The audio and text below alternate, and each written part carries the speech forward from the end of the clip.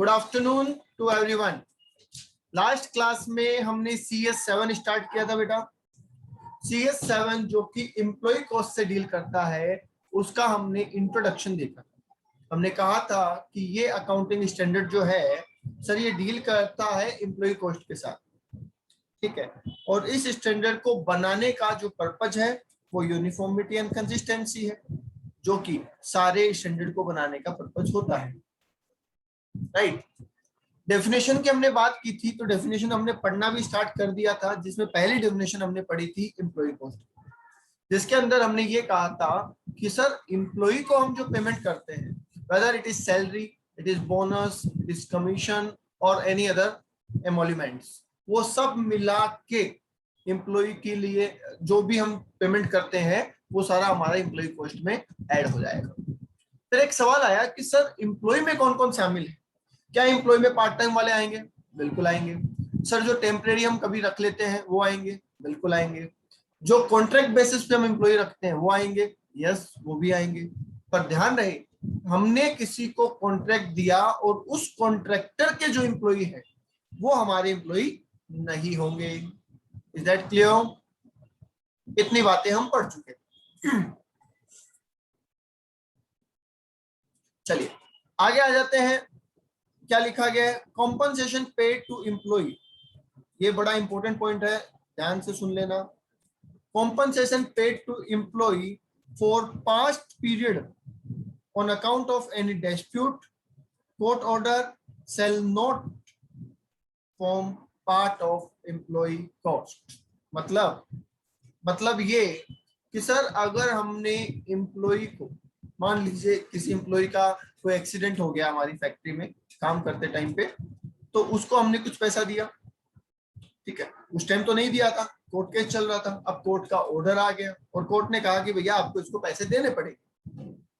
तो in that case वो amount अगर हमने पे किया है तो हम उसे एम्प्लॉय कॉस्ट में नहीं जोड़ेंगे, क्योंकि सर वो इस साल का नहीं है, वो पास्ट ईयर से रिलेटेड है। ओके, आगे आगे बोला गया sir, short provision of prior period made up in the current year shall not form part of the employee cost। Sir इसका मतलब क्या है? आई थिंक आपने एक पॉइंट पढ़ा हुआ है इंटर में अकाउंट्स में, रॉयल्टी नाम से पढ़ा है क्या? इंटर में रॉयल्टी नाम से एक चैप्टर पढ़ा है क्या? किस नाम से सर? रॉयल्टी। Yes sir. तो उसमें आपने एक शॉर्ट प्रोविजन पढ़ा होगा, शॉर्ट लेवी बोल दो या शॉर्ट प्रोविजन बोल दो। तो उसी तरीके से यहाँ पे बोल रहे हैं कि हमने इस साल क्या किया, प्रोविजन बेस पे अकाउंटिंग की, मतलब प्रोविजन बेस पे कॉस्ट को चार्ज किया, पर हमारा प्रोविजन कम पड़ गया। जितना हमने प्रोविजन बनाया उससे ज्यादा क्या हो गया, कॉस्ट इंकर्ड हो गई, ठीक है।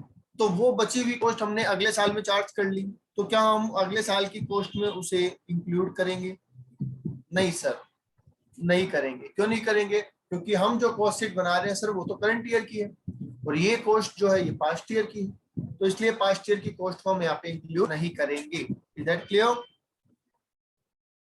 सर कुछ भी समझ नहीं आया, आवाज ही कट गई सर आधी। बाकी लोगों को आवाज कट रही सच में।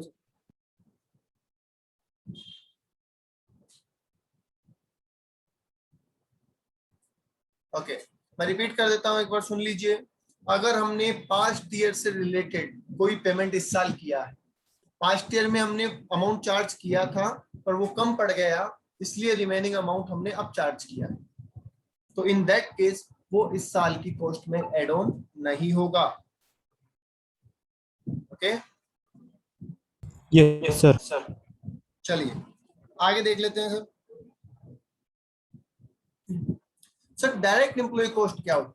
अरे जब हमें पता हो कि एम्प्लॉय कॉस्ट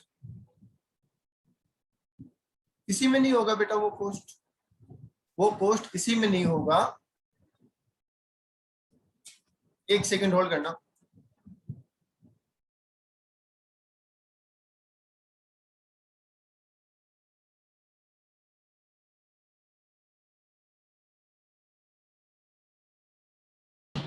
वो कॉस्ट कहीं पे भी एड ऑन नहीं होगा बेटा।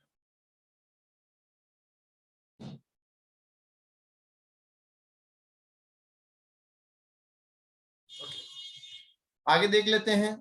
मैंने फैन ऑफ कर दिया, आई थिंक फैन की वजह से दिक्कत आ रही थी, मैंने फैन ऑफ कर दिया, ठीक है।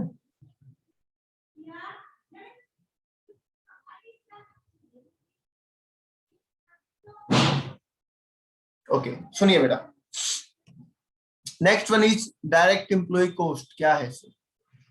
डायरेक्ट एम्प्लॉय कॉस्ट उसे कहते हैं अगर हमें पता है कि हमारी एम्प्लॉय कॉस्ट किस कॉस्ट ऑब्जेक्ट के लिए लग रही है, मतलब कि वो ट्रेसेबल है, तो हम उसे क्या नाम देंगे?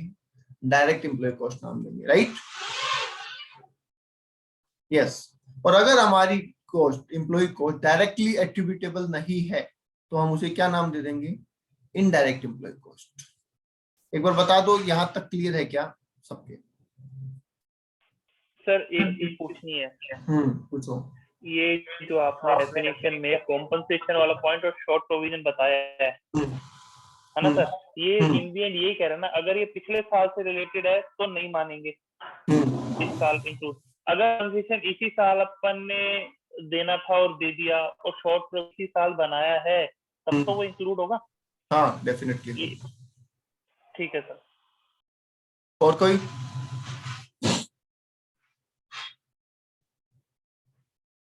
Anyone else?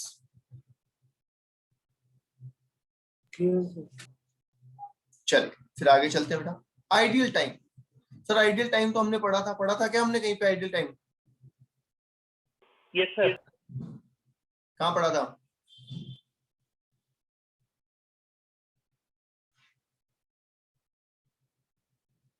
सर कह रहे हैं CS2 में। नो बेटा, वहां पे कैपेसिटी वाला। बेटा आप माइक में मत बोलो बेटा प्लीज, इट्स ए रिक्वेस्ट, आप लिख के बोल दो। एक्चुअली क्या होता है, बातें क्रॉस हो जाती है ना। नहीं बेटा, कैपेसिटी में हमने आइडियल कैपेसिटी पढ़ा था, अब हम आइडियल टाइम पढ़ रहे हैं, दोनों बातों में फर्क है। दैट मीन्स किस टाइम पे एम्प्लॉय ने काम नहीं किया, मतलब पैसा एम्प्लॉय ले रहा है पर वर्किंग नहीं कर रहा है, that is called ideal time, ठीक है। और जिस टाइम पे कंपनी में प्रोडक्शन नहीं हुआ, मतलब जितनी कैपेसिटी को कंपनी ने यूटिलाइज नहीं किया, that is called ideal capacity. तो कैपेसिटी ऑर्गेनाइजेशन की, कैपेसिटी क्या करती है बेटा? ऑर्गेनाइजेशन की कैपेसिटी जो काम नहीं आ पा रही उसको प्रेजेंट करती है, जबकि आइडियल टाइम उस चीज को रिप्रेजेंट करता है जो जिसके लिए एम्प्लॉय को पेमेंट हो रहा है पर उस टाइम में प्रोडक्शन नहीं हो रहा, ठीक है। हालांकि इसका रेफरेंस हमने वहां जरूर लिया था, हम जो वो 1 घंटा कम कर रहे थे, आपको याद है कि सिर्फ 8 घंटे की वर्किंग में से 1 घंटा हम कम कर रहे थे, वो 1 घंटा आइडियल टाइम है बेसिकली। वो 1 घंटा क्या है? Ideal time. Is that clear बेटा? तो इसका मतलब सर ये टाइम ऐसा टाइम है जिसके लिए हम एम्प्लॉय को पेमेंट तो कर रहे हैं बट उस आवर में प्रोडक्शन नहीं हो रहा है। तो we can say that it is a difference between for employ are paid और for what employ are working. मतलब एम्प्लॉय कितनी देर काम कर रहा है और उसको पेमेंट कितनी देर के लिए मिल रहा है। काम कर रहा है 7 घंटे, पेमेंट मिल रहा है 8 घंटे के लिए, तो 1 घंटा जो डिफरेंस है that is ideal time. Okay बेटा, ठीक है। इसके अलावा जो हॉलीडे का पैसा मिलता है वो भी आइडियल टाइम हमारे लिए, तो कि भैया पेमेंट करना पड़ रहा है, प्रोडक्शन हो नहीं रहा, तो time for which employee are paid in holiday, leaves और अलाउेबल टाइम जैसे कि लंच, टी ब्रेक एटसेट्रा। आ गया समझ में? इन शॉर्ट वो टाइम जिसमें प्रोडक्शन नहीं हो रहा है पर हमें हमारे एम्प्लॉय को पे करना पड़ रहा है, that is called ideal time.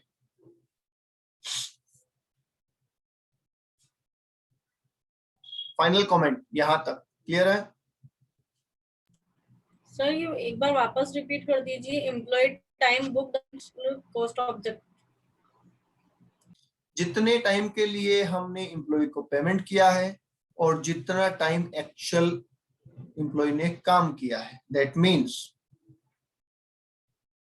Actual hours paid minus actual our work, ऐसा बोल सकते हैं।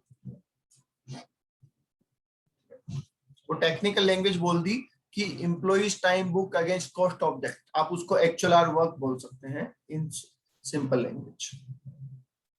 ओके सर, आगे आ जाइए बेटा। सर अब नॉर्मल आइडियल टाइम क्या है? अब इसमें भी अब नॉर्मल है सर। जब आप खाना खाते हैं, है ना, जब आप शिफ्ट चेंज करते हैं, तो ये नॉर्मल है या अब नॉर्मल? बोलिए, ये नॉर्मल है या अब नॉर्मल? नॉर्मल है सर, ये तो होगा ही, डेफिनेट सी बात है। तो ये नॉर्मल आइडियल टाइम, ठीक है। अब किसी रीजन से, ठीक है, अब किसी रीजन से हमारी फैक्ट्री बंद रह जाती है, अब नॉर्मल रीजन से या नॉन रिकरिंग रीजन, जैसे कि सर स्ट्राइक हो गई, है ना, स्ट्राइक हो गई सर, तो स्ट्राइक की वजह से क्या हो गया, प्रोडक्शन बंद पड़ा है और लेबर को तो पेमेंट करना पड़ रहा है, तो वो हो जाता है अब नॉर्मल। समझ गए? तो अनयूजुअल आइडल टाइम का मतलब है कि जो इरेगुलरली होता है, अनएक्सपेक्टेड होता है और अब नॉर्मल सिचुएशन की वजह से होता है, उसको बोलते हैं अब normal ideal time, just like strike या लॉकआउट। ओके, ठीक है। कोई एक्सीडेंट हो सकता है, मान लीजिए कोई मजदूर गिर गया छत से, है ना, कोई मशीन में काम कर रहा था और गिर गया, उसकी डेथ हो गई, उस वजह से 5 घंटे या उस दिन प्रोडक्शन नहीं हो पाया, तो अब नॉर्मल बोल सकते हैं आप उसको, राइट?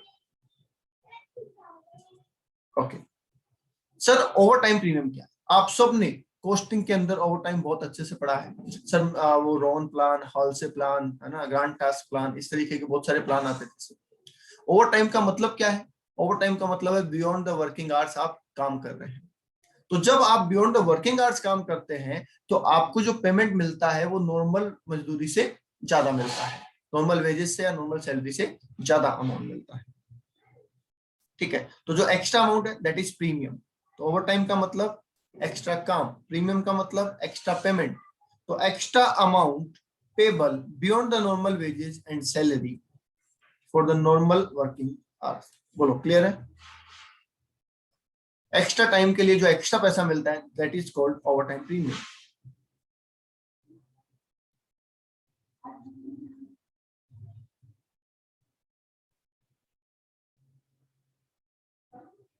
ओके, ठीक है सर। सर प्रोडक्शन ओवरहेड क्या होता है? जितनी भी इनडायरेक्ट कॉस्ट लगती है सर प्रोडक्शन में, प्रोडक्शन ओवरहेड है। ओवरहेड का मतलब ही इनडायरेक्ट कॉस्ट से होता है, आप ये मान के चलिए, ठीक है। तो indirect cost involve in production of a product और a rendering and service is called production overhead. चलिए सर, तो सेलिंग ओवरहेड क्या होगा? अगर आपने प्रोडक्शन ओवरहेड को ढंग से सुना तो सेलिंग ओवरहेड आप अपने आप बना सकते हैं। क्या? कि सर वो एक्सपेंसेस जो किसी प्रोडक्ट की सेल के लिए, ठीक है, सर्विस को प्रोवाइड करने के लिए, और सारे इनडायरेक्ट एक्सपेंसेस इस चीज के लिए जो होते हैं वो सारे किस में आते हैं? सेलिंग ओवरहेड में आते हैं, ठीक है। मतलब सेलिंग से रिलेटेड जितने भी इनडायरेक्ट एक्सपेंसेस होते हैं वो सारे यहाँ पे कवर हो जाते हैं।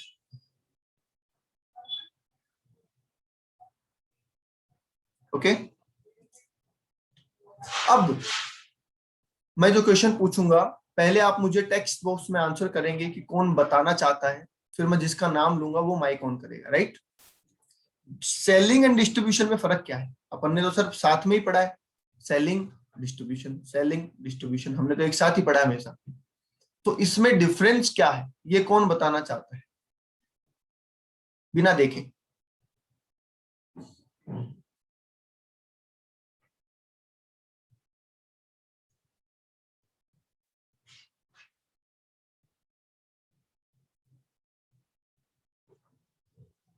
सेलिंग एंड डिस्ट्रीब्यूशन में क्या फर्क है, कौन बताना चाहता है?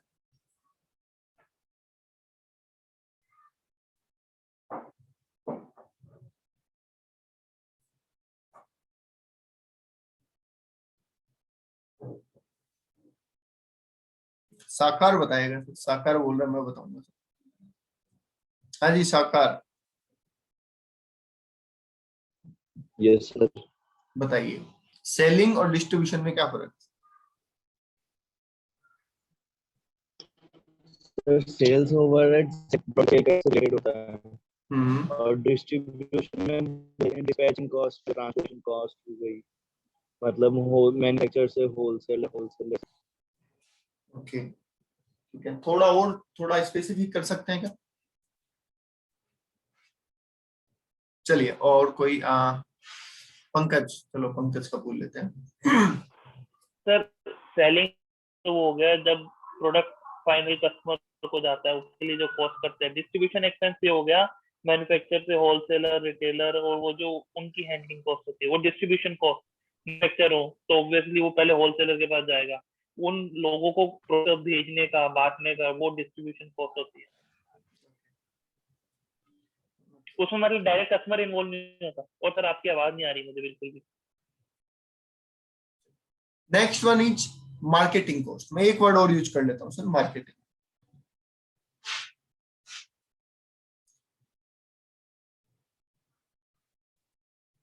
ठीक है, तो पहला था हमारा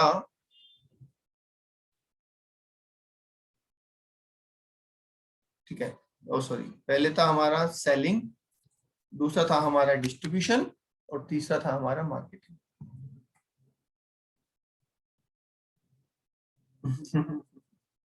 ओके, एक स्टूडेंट बोला सर सेलिंग होगी तो मार्केटिंग होगी, मार्केटिंग होगी तो डिस्ट्रीब्यूशन होगा। बेटा ऐसा तो अपन कह सकते हैं, मान लिया आपकी बात, पर अपन ऐसे डिफाइन नहीं कर सकते ना। We can not define like that ना। ठीक है, आपने लॉ पढ़ा है, आप लॉ में कहते हैं सर जो पब्लिक कंपनी वो है जो प्राइवेट नहीं है ना, प्राइवेट कंपनी वो है जो पब्लिक कंपनी नहीं है, पर ऐसा हम सब जगह नहीं लिख सकते, राइट।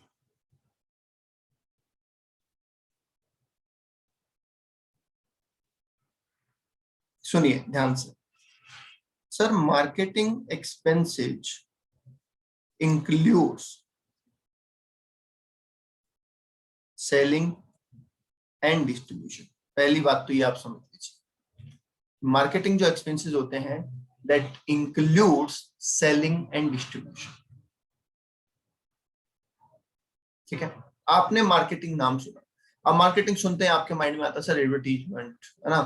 तो एक बात बताओ, आप अगर किसी चीज की मार्केटिंग कर रहे हैं तो पहले आप उसका प्रचार करेंगे, एडवर्टीजमेंट करेंगे।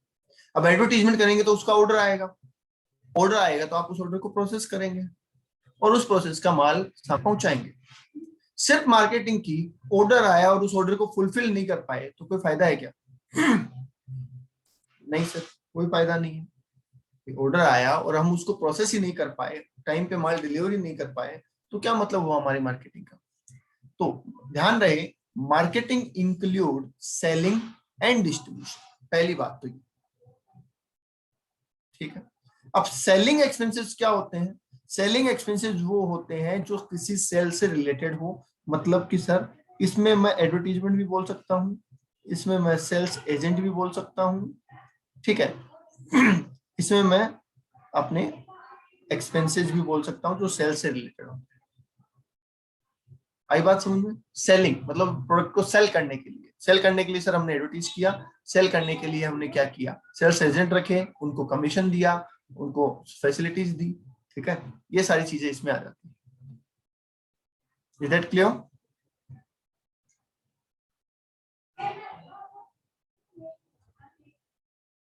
बोलिए, इज दैट क्लियर? ठीक है, अब आती है सर डिस्ट्रीब्यूशन की बात। तो डिस्ट्रीब्यूशन में अगर मैं पहले कहूं तो सर पैकिंग, एक पैकिंग का इसका खर्चा है। जैसे आप अमेजन फ्लिपकार्ट से कुछ मंगाते हो तो वो पैक करके भेजते हैं ना, तो वहां से जब वो उसको पैक करते हैं तो वो होता है रेडी टू डिस्पैच, कि वहां से निकलने के लिए प्रोडक्ट आपका रेडी है। और जब तक वो आपके पास पहुंचता है, इन बिटवीन जो भी एक्सपेंसेस होते हैं, दैट इज कॉल्ड डिस्ट्रीब्यूशन। तो डिस्पैच से लेके रीचेस टू कंज्यूमर या कस्टमर, ये जो एक्सपेंसेस होते हैं इनको बोलते हैं हम distribution expenses. Okay, I hope अब आपके ये तीनों वर्ड्स क्लियर होंगे। अब किसी का कोई डाउट है तो पूछ लो, फिर मैं, अच्छा पहले मैं रीडिंग करवा देता हूँ फिर डाउट पूछना। चलिए सर रीडिंग करवा दो, सुनो बेटा रीडिंग कर लेते हैं।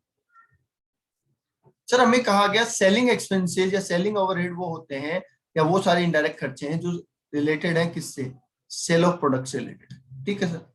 डिस्ट्रीब्यूशन क्या है सर, डिस्ट्रीब्यूशन का मतलब सर डिस्ट्रीब्यूशन की कॉस्ट है, जैसे कि किसी प्रोडक्ट को हैंडल करना, कब से, जब वो रेडी टू डिस्पैच हो जाता है तब से लेके जब तक अनटिल वो कंज्यूमर तक ना पहुंच जाए तब तक उसको हैंडल करने की सारी कॉस्ट इसमें आ जाती है सर, डिस्ट्रीब्यूशन कॉस्ट में आ जाती है। ठीक है। The cost of any non manufacturing operation such as packing, repacking, labelling at intermediate storage location will form part of distribution cost। ठीक है। एक चीज और समझिए, आपने एक इंटरमीडिएट प्रोडक्ट पढ़ा था राइट, तो हमने कहा सर एक प्रोडक्ट है मेरा, ठीक है, उस पे प्रोसेस होती है बी, वो तो मैं करता हूं, फिर उस पे प्रोसेस होती है सी, और प्रोसेस सी मैं नहीं करता, वो करता है यूनिट एक्स। तो मैं तो क्या करता हूं, मैं तो इतना प्रोडक्ट बनाता हूं, ठीक है, इतना प्रोसेस करके प्रोडक्ट बनाता हूं और ये प्रोडक्ट ट्रांसफर कर देता हूं एक्स को। बोलो हाँ या ना, कर सकते हैं क्या,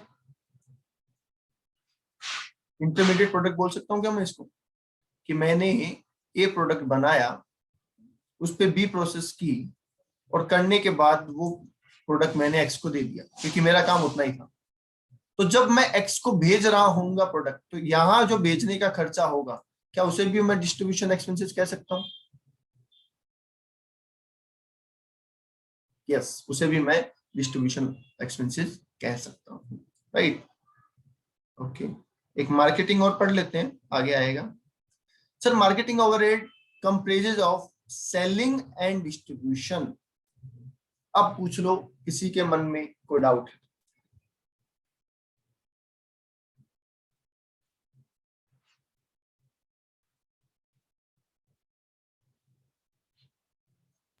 सर अभी आपने कल दिया था ना, जस्ट अभी अभी जो अभी जैसे प्रोसेस वाला कि 2 प्रोसेस हो गई और तीसरी प्रोसेस अपन दूसरे यूनिट को ट्रांसफर कर, तो वो यूनिट अपने भी हो सकती है और दूसरे अपन किसी आउटसोर्सिंग भी कर सकते हैं अगर अपने पास मशीन वगैरह ना हो तो। हाँ बिल्कुल कर सकते हैं सर ये जरूरी नहीं है ना कि फिर वहां से मतलब वहां से ही कस्टमर के लिए डिस्पैच कर दिया जाए। देखो हमारा कंसर्न एक्चुअली वो है ही नहीं, हमारा कंसर्न है कि मैंने जितना काम करना था मैंने कर लिया, आगे का काम दूसरा ऑर्गेनाइजेशन करेगा, दूसरी यूनिट करेगी या दूसरा कोई बंदा करेगा, समझ रहे हो। अब मेरे यहाँ से प्रोडक्ट निकल के उसके यहाँ पहुंचेगा, तो वो कॉस्ट जो डिस्ट्रीब्यूशन के काम में आ रही है क्या वो डिस्ट्रीब्यूशन कॉस्ट में आएगी? हमारा कंसर्न ये है, तो हम कहते हैं यस वो तो डिस्ट्रीब्यूशन में आएगी, डेफिनेट सी बात है, समझ गए। तो उसके आगे से माल कहाँ निकलेगा कहाँ नहीं निकलेगा उसमें आपको जाने की जरूरत ही नहीं है बेटा। Okay sir. यस, और बोलिए।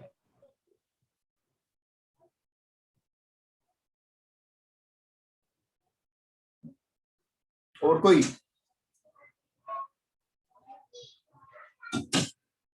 साकार, अंशु, हर्षित, मीनल, नीवी, प्राची, समृद्धि, विकास, रिप्लाई करते रहो बेटा।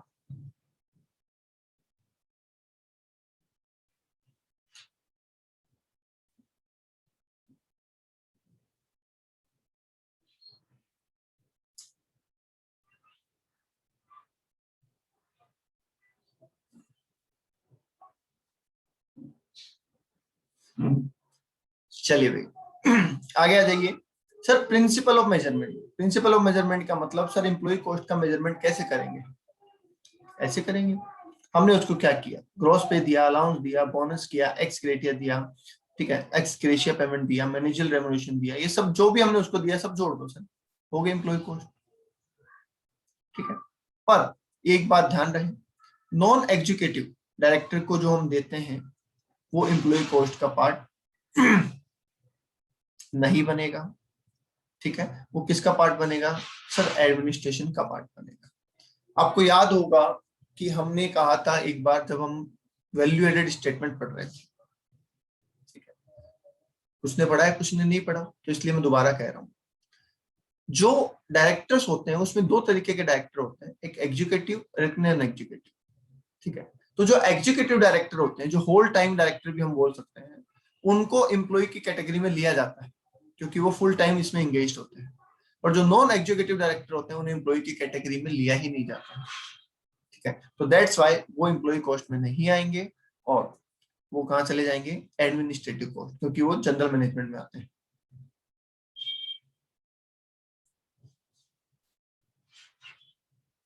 ओके चलो, अच्छा सर हमने स्टैंडर्ड कॉस्ट में लेबर वेरिएंस पढ़ा ना, तो उसके रिगार्डिंग भी कुछ बात कर लेते हैं कि अगर आपने एम्प्लॉय कॉस्ट को पहले स्टैंडर्ड कॉस्ट पे अकाउंट कर लिया तो बाद में जाहिर सी बात आपको वेरिएंस निकालना पड़ेगा। और अगर वेरिएंस निकल के आया और उस वेरिएंस का रीजन नॉर्मल रहा तो आप क्या करेंगे, उसको भी एम्प्लॉय कॉस्ट में जोड़ देंगे। ठीक है, बट अगर अब नॉर्मल रीजन रहा तो आप उसे अब नॉर्मल कॉस्ट मान लें। सर ये बात तो थोड़ी समझ नहीं आई, इसको थोड़ा डिटेल में बताओ। डिटेल में सुनो, आपने स्टैंडर्ड हिसाब से 1 लाख रुपए की वेजेज जो है या लेबर कॉस्ट जो है वो चार्ज कर दी अपनी कॉस्ट शीट में। ठीक है, जब एक्चुअल की बारी आई तो पता चला कि खर्चा तो 1,20,000 का हो गया, तो सर यहाँ पे 20,000 का वेरिएंस आ गया, राइट।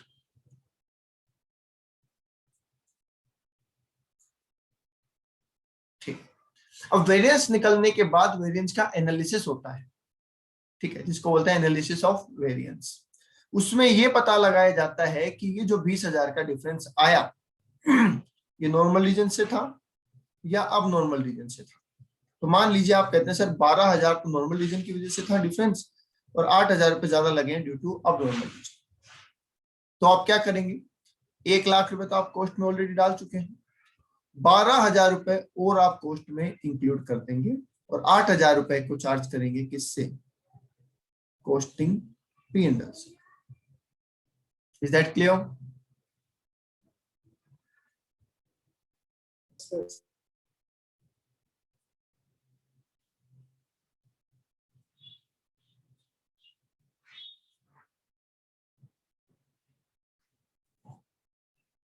ओके, कोई भी डाउट है तो पूछ लेना भैया।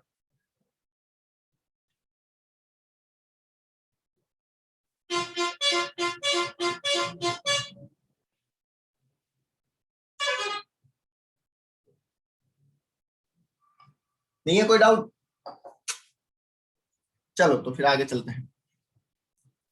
नेक्स्ट पॉइंट सर कहा जा रहा है, नेक्स्ट पॉइंट सर कहा जा रहा है कि कोई भी और भी अबनॉर्मल कॉस्ट हुई तो उसे भी आप कॉस्ट का हिस्सा नहीं बनाएंगे। That's it.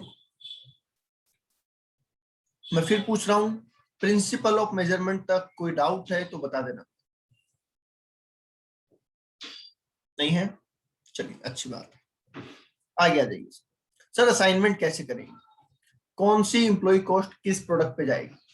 तो सर जो ट्रेसेबल है वो तो उसी प्रोडक्ट पे जाएगी, जो ट्रेसेबल नहीं है वो अलोकेट होगी किसी न किसी बेसिस पे, राइट। जो वीआरएस का एक्सपेंसेस है या रिट्रेंचमेंट कॉम्पनसेशन का जो एक्सपेंसेस है वो इनडायरेक्ट कॉस्ट में जाएगा। ठीक है, तो वो इनडायरेक्ट में अमोर्टाइजेशन हो जाएगा। रिक्रूटमेंट कॉस्ट, ये क्या कॉस्ट होती है, रिक्रूटमेंट कॉस्ट कौन सी कॉस्ट होती है बता सकता है कोई? एक दिन शायद अपनी चर्चा भी हुई थी इस बारे में, सर रिक्रूटमेंट कॉस्ट कौन सी होती है, CAS 3 में अपनी चर्चा हुई थी। पता है किसी को? एनीवन?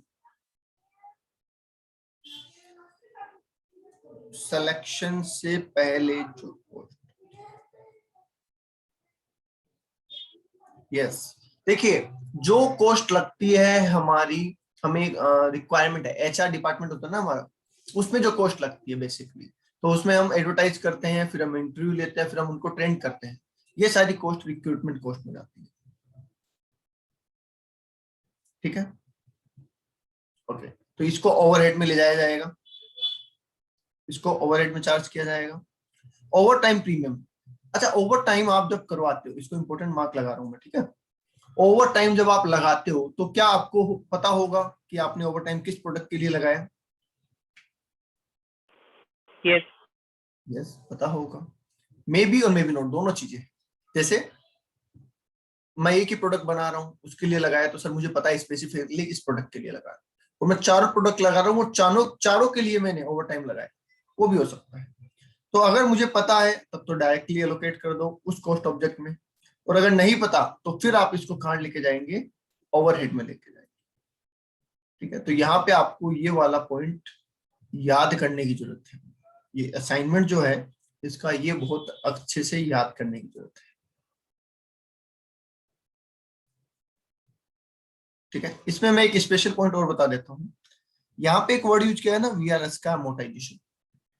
अगर वीआरएस किसी क्लोजर ऑफ बिजनेस पे दिया गया है, मतलब कोई यूनिट बंद हो रही है, ठीक है, और उसकी वजह से वीआरएस दिया गया है, तो वो कॉस्ट में नहीं जुड़ेगा।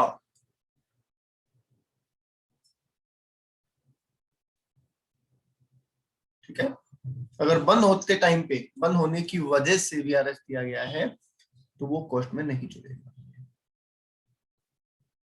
ओके बेटा, चलिए आगे बोल रहा है सर प्रेजेंटेशन। क्या एम्प्लॉय कॉस्ट आप अलग से शो करते हैं? यस सर, हम अलग से शो करते हैं। ठीक है, इनडायरेक्ट कॉस्ट क्या ओवरहेड का पार्ट बनता है? यस सर, अभी थोड़ी देर पहले हमने बात की। ठीक है, डिस्क्लोजर में आपको वही डिस्क्लोज करना है अगर ड्यूरिंग द ईयर कोई अकाउंटिंग पॉलिसी चेंज हुई है तो, और अगर हुई है तो उससे क्या इफेक्ट आया, वो चीजें आपको क्या करनी है, डिस्क्लोज कर देनी है। एक बार थ्योरेटिकली बता दो, कोई डाउट है तो, अदरवाइज प्रैक्टिकल क्वेश्चन के ऊपर चलेंगे।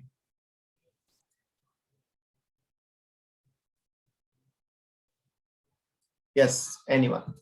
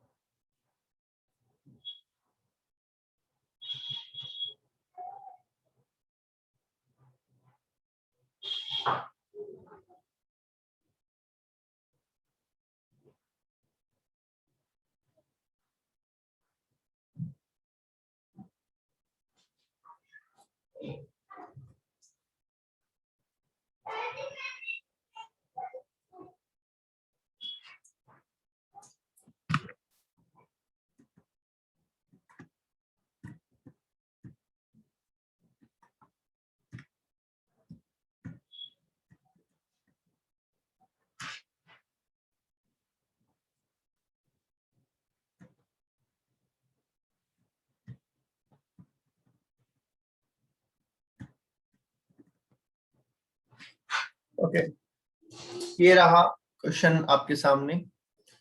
एक बार इस क्वेश्चन को पढ़ते हैं फिर करेंगे।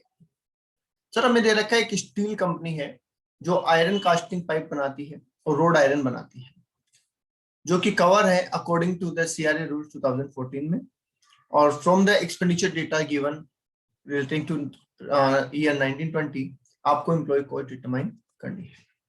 सैलरी, वेजेस, अदर अलाउंसेस दे रखा है, बोनस दे रखा है, कंट्रीब्यूशन टू पीएफ दे रखा है, वेजेस टू कॉन्ट्रैक्टर्स एम्प्लॉय दे रखा है, एम्प्लॉय वेलफेयर दे रखा है, abnormal VRS payment for closure of road iron section और एरियर ऑफ सैलरी, ये हमें दे रखी है।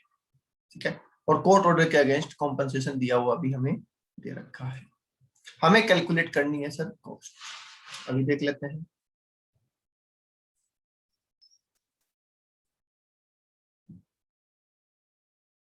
किस किस को लगता है कि सर ये क्वेश्चन आसानी से हो जाएगा?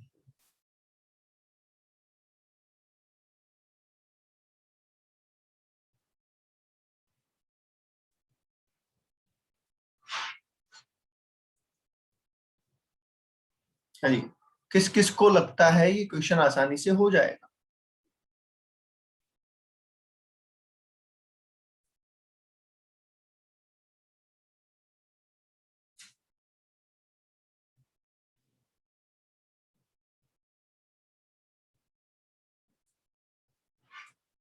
ओके, चलिए ट्राई करते हैं, एक एक चीज उठाते जाते हैं। बताइए, salary, wages and other allowances लेना चाहिए मुझे या नहीं लेना चाहिए?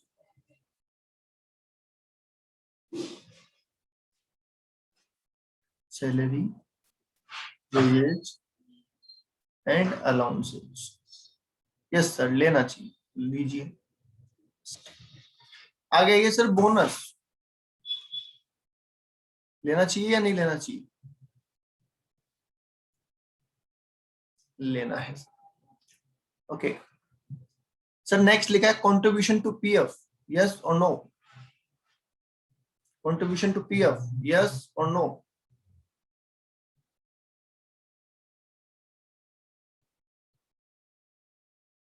कंट्रीब्यूशन टू पीएफ, यस और नो?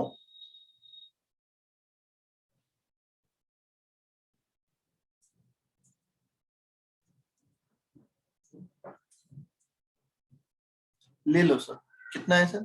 90। मैं एक बार फिर सजेस्ट करूंगा उन लोगों को जो रिप्लाई नहीं करते हैं प्रैक्टिकल क्वेश्चन का भी, कि बेटा रिप्लाई नहीं करने वाले तो बहुत दिक्कत आने वाली है आपको। हो सकता है अभी नहीं आ रही, अभी ऐसे लग रहा है आपको कि ठीक है कोई बात नहीं मुझे तो आता है, पर बहुत दिक्कत आने वाली है। ठीक है, और मैं हद से ज्यादा बार बोल चुका हूँ, समझा चुका हूँ, तो मैं ज्यादा नहीं कहूंगा, बट फिर भी समझ जाओ बेटा। चलिए, wages to contractors employee, yes और नो?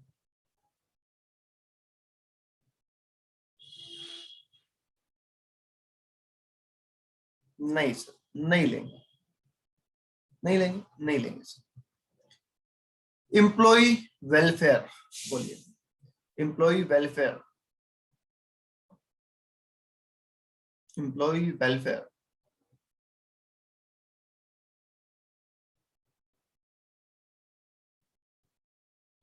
यस एम्प्लॉय वेलफेयर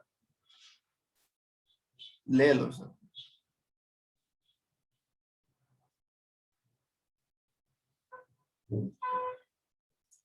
ठीक है सर, कितना है सर? 40, ये लो ये 40। ठीक है, next one is abnormal cost due to strike, strike की वजह से अब नॉर्मल कॉस्ट, यस और नो?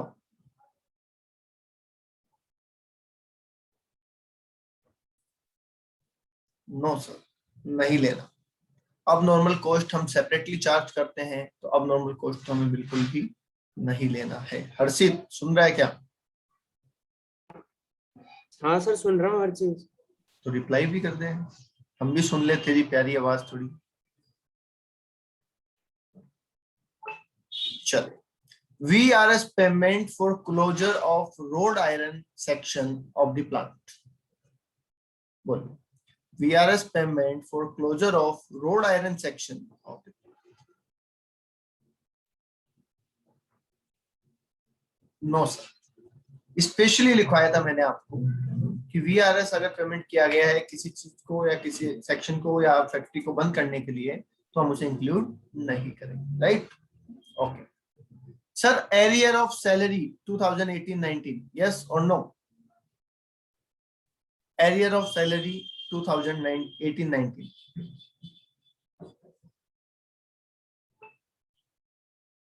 नो सर, नहीं लेंगे। क्यों सर? सर पास्ट ईयर से रिलेटेड है, हम बात कर रहे हैं 1920 की, ये बात कर रहा है 18-19 की, तो दैट्स व्हाई हम इसको नहीं ले रहे हैं। Compensation paid against the past period against court order, पिछले साल का कोई पेंडिंग इश्यू चल रहा था, कोर्ट ने ऑर्डर पास कर दिया तो हमें पेमेंट करना पड़ा, तो क्या हमें इस साल कॉस्ट में उसको लेना है या नहीं लेना है? No sir. नो। बस सर, फिर तो बचा ही क्या, हो गया खेल खत्म। तो टोटल कर दो एम्प्लॉय कॉस्ट का।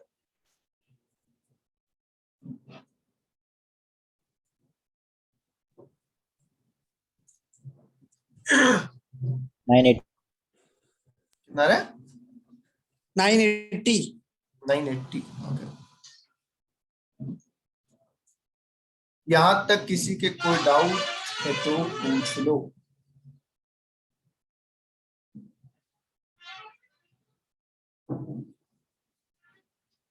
यहां तक किसी के कोई डाउट है तो पूछ लो।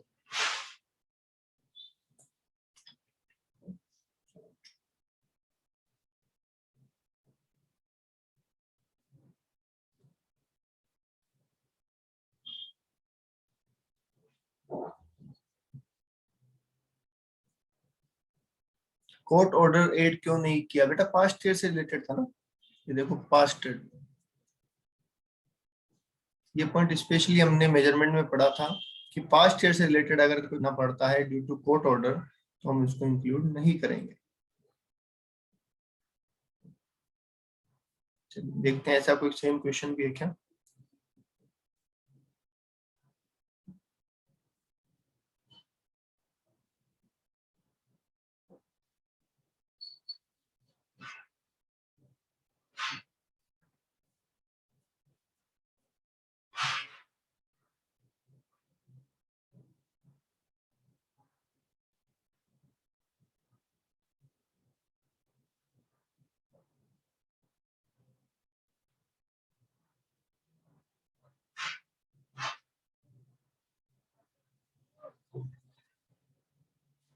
चलिए क्वेश्चन नंबर 7, क्वेश्चन नंबर 7 आप ट्राई करेंगे अभी, क्वेश्चन नंबर 7 आप ट्राई करेंगे अभी के अभी।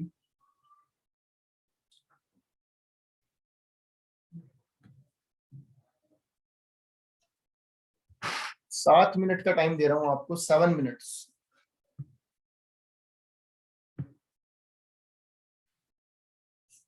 किस किसने कर लिया?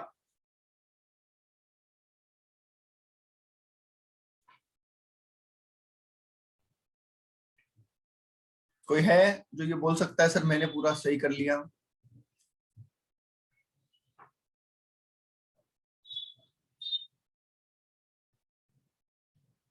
कोई बोल सकता है कि सर मैंने कर लिया है पूरा सही?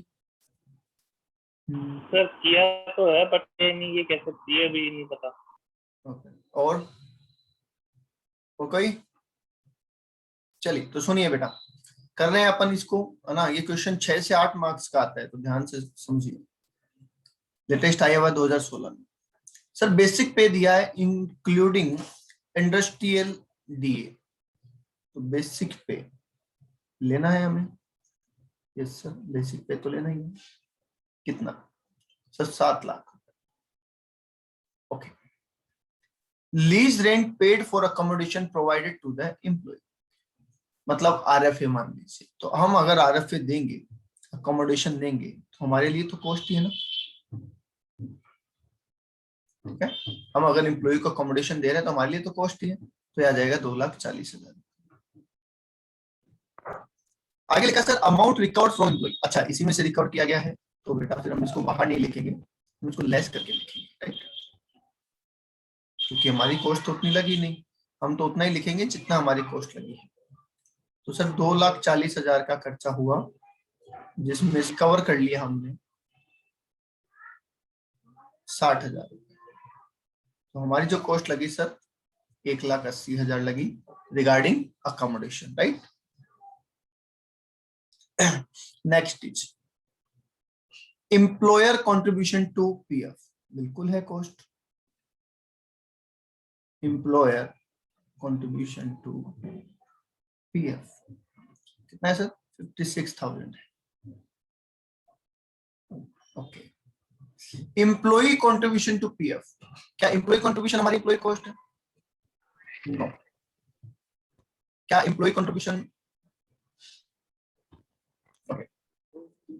ठीक है बीच में अटक गया होगा, सुन लीजिए। हाँ एम्प्लॉय कंट्रीब्यूशन हमारी कॉस्ट है? नहीं सर, वो तो हमने एम्प्लॉय के सैलरी में से काट के पीएफ में जमा करा दिया, हमारा क्या गया? हमारा कुछ नहीं गया, तो दैट्स व्हाई हम इसको नहीं लेंगे। Reimbursement of medical expenses, yes होगा बिल्कुल, क्योंकि ये मेडिकल फैसिलिटी है जो हम हमारे एम्प्लॉय को दे रहे हैं। तो रिएम्बर्समेंट ऑफ मेडिकल एक्सपेंसेस हमारे लिए तो खर्चा चाहिए कितना सर? 67,000 का। Okay.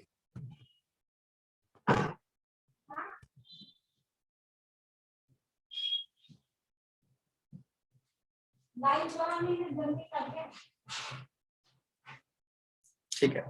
Next hospitalization expenses including group medical insurance borne by employer, employer ने खर्चा उठाया तो बिल्कुल भाई, अगर हम हमारे एम्प्लॉय का मेडिकल इंश्योरेंस करवा रहे हैं तो वो भी तो हमारे लिए कॉस्ट है। कितनी है सर? 19,000 है।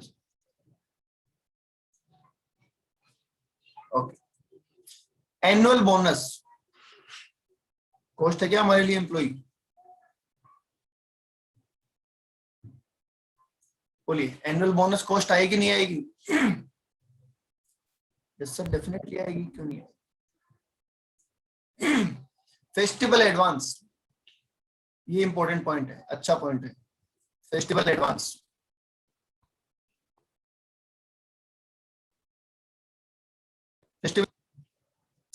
फेस्टिवल एडवांस, यस और नो?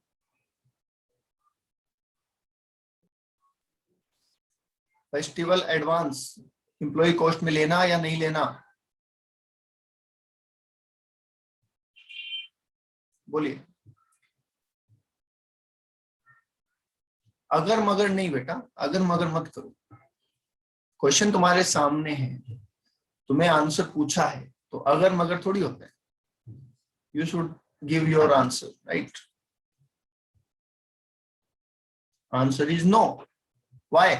इट डजंट मैटर, है ना? आपने फेस्टिवल वर्ड पढ़ा, आपने कहा सर फेस्टिवल है क्या इस साल कोई? अगर इस साल फेस्टिवल है तो कॉस्ट है? नहीं नहीं नहीं, नो नो, इट्स नॉट। आप ये भी पढ़िए ना साथ में, एडवांस। एडवांस का मतलब क्या होता है कि मैंने आपको किसी चीज के लिए एडवांस दिया और मैं बाद में आपसे वापस ले लूंगा, ठीक है, या आपकी सैलरी में से काट लूंगा, ठीक है? तो एडवांस है, इसलिए इसको हम कॉस्ट में ऐड नहीं करते। भाई त्योहार आया, आपने एडवांस मांगा, आपको एडवांस दिया है, जस्ट कोई बोनस थोड़ी है। चलिए आगे लिखा है सर, एम्प्लॉयर क्या करता है कि जो प्रोविडेंट फंड है उसे एक ट्रस्ट के थ्रू मैनेज करता है। प्रोविडेंट फंड को एक ट्रस्ट के थ्रू मैनेज करता है, और जितना ट्रस्ट रिटर्न देता है, रिटर्न ऑन इन्वेस्टमेंट जो होता है ना, इंटरेस्ट, जितना ट्रस्ट रिटर्न देता है, ठीक है, और जितना होना चाहिए था, उन दोनों बातों में डिफरेंस है,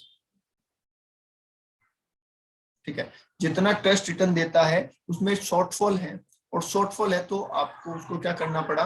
रिएम्बर्स करना पड़ा, ठीक है? तो बताइए क्या ये कॉस्ट में आएगा या नहीं आएगा?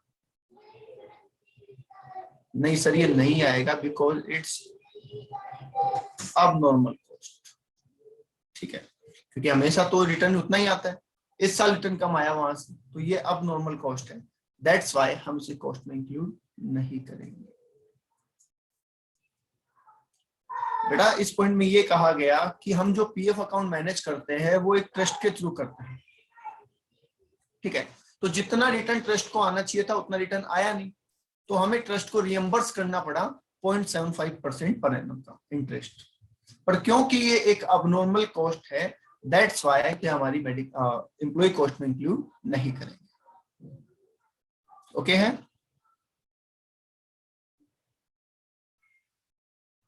चलिए लास्ट पॉइंट कह रहा है सर, द फ्यूचर बेनिफिट जैसे कि gratuity to the employee is insured with LIC, the premium of which cost 4% per annum. हम जो हमारे एम्प्लॉय को ग्रेचुटी देते हैं वो हमने LIC से इंश्योर करवा रखी है, ठीक है? वो हमने LIC से इंश्योर करवा रखी है कि भाई कल को कोई रीजन हो जाए, हम ना दे पाए, तो हम LIC से वो पैसा ले सकते हैं, ठीक है? और वो इंश्योरेंस करवाने के लिए हमें 4% का प्रीमियम भरना पड़ता है। तो क्या ये हमारे लिए कॉस्ट है? पहली बात तो हम कहेंगे यस। हम किसी भी चीज का इंश्योरेंस करवाते हैं तो वो कॉस्ट तो हमारे लिए है। और ये 4% किसका आएगा? तो ये हमेशा आता है बेसिक पे और DA का, ठीक है? मतलब जो हमारा बेसिक पे आउट होता है उसका आता है। तो इसका मतलब कितना इंश्योरेंस पे किया है आपने, प्रीमियम भरा है?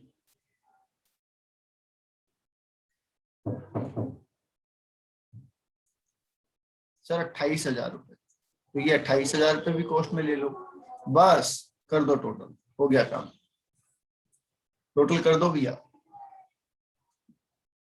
Sir 10,80,000। Total employ cost 10,80,000। Total employ cost 10,80,000। तो डाउट किसी को है तो पूछ लो। If anybody have any doubt आप पूछ सकते हैं।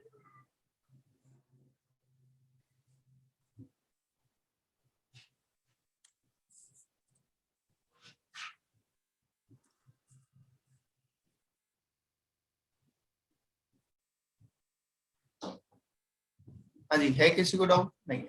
क्वेश्चन नंबर 3 आपका होमवर्क है, कल आपको करके आना है। क्वेश्चन नंबर 3 आपका होमवर्क है, कल आपको करके आना है, बाकी करेंगे अपन कल। Thank you.